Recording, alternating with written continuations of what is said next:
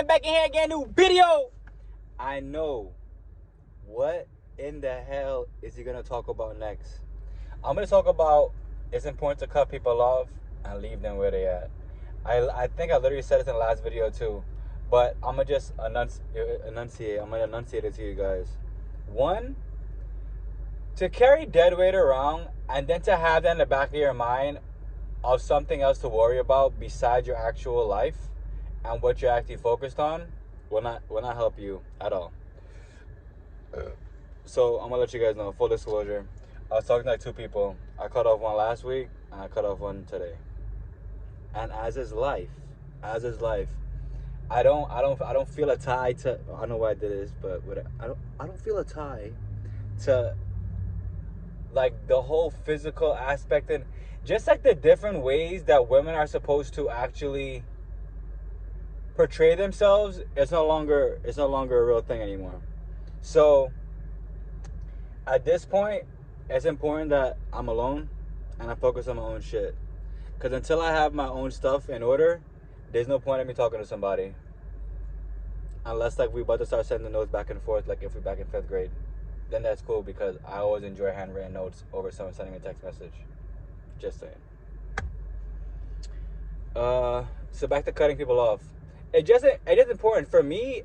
It could be an Aries thing. It could be that I always feel better when I know it's over. It's really over. Like, you have to burn it to the ground. You have to be happy on your island alone and just burn it to the ground. I can't say it enough. Even if you're not an Aries, if you're a fellow fire sign, like a Sag or a Leo, you gotta burn it to the ground. I feel all signs burn it to the ground, but I feel like an Aries, being myself, I burn it straight to the ground. It's okay to do that. It's okay to be alone. Even though you're not alone, you're still with source. You're not fully alone unless like you're going through depression. I know what that is. Depression happens when you allow people to dictate your worth. You allow the outside to dictate what happens mentally to you and physically to you. But without that, there is no depression. There is no need for you to feel like, okay, I have to do this or I'm going to be depressed. Wrong. But back to burning everything down. It's just the best way to go about it.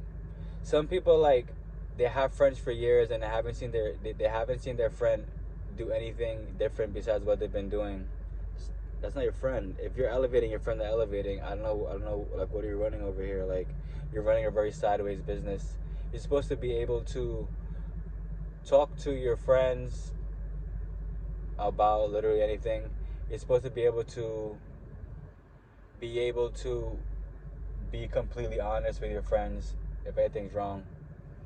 And I mean, from there you could take, if they're gonna give you advice, you could listen to it and then make your best judgment. But you should not be on the move with just taking advice and using the advice, because you don't need advice if you do not feel like you are drawn to hear someone else.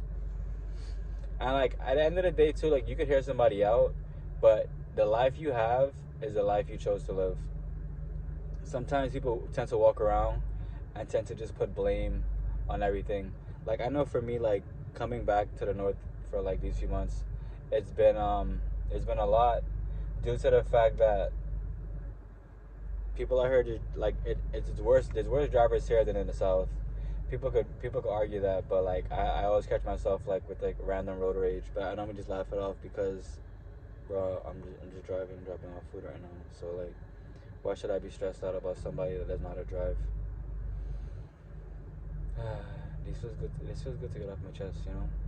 It's always like, talking to the camera is like speaking to whoever else out there is dealing with whatever I'm dealing with. And like, I know I'm not wishing somebody to go through like a lonesome torment, if people want to call it that, or whatever you want to call it. But it is okay to be alone. It's okay to be alone, because a lot of times people tend to like do the same thing every single day, and they won't take a different way to get to work, even though it might be like 10 minutes longer or whatever. And from you driving a different way to go to work, or just doing something different in your I want to say in your protocol, like you're a robot, doing something different from your random, like your regular habits, Like, you know, it's not gonna be the end of the world. It's okay to take take that time. It's okay to sit in your car before you go in the house, knowing that in the house might be a chaos. You know, take time, do some deep breaths. You know, purchase the meditation book that I have in the store, crystalclareuni.com. Crystal with a C, Claire with a K, Uni with a U.com. And it's okay for you to take time to decompress. There isn't anything that you as a person can do if you put your mind to it. The whole obstacle is staying on task. So if you want it bad enough, you'll stay on task to make sure you get it. For me, my task is to get a farm and buy land and live off the land, and not have to depend on going to ShopRite or Winn-Dixie or anywhere to go pick up groceries anymore. Because I feel like it would really alleviate stress for me, knowing that, like, okay, you know, you go somewhere unless you want to get a certain kind of meat and the meat's not there, then you gotta like buy a different kind of meat. I will never ever have these problems anymore because I'll be growing my own animals out the ground. I'll be growing fruits, vegetables, all that good stuff. That's literally a dream, and it will come true because I won't stop until I get it.